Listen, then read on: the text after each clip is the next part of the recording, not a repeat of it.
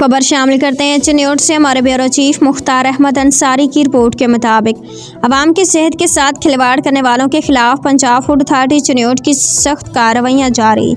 Director general Punjab food authority Mohammad Asim Javed और additional director operations Tariq Mahmood Gondal की हिदायत पर फूड सेफ्टी टीमों ने डिप्टी डायरेक्टर ऑपरेशंस के हमरा रवां हफ्ते में जिला चिन्योट के मुख्तलिफ दाखिली और खारजी मकामात पर नाका लगाकर 254 दूध बरदार गाड़ी में मौजूद 71,250 लीटर दूध को चेक किया।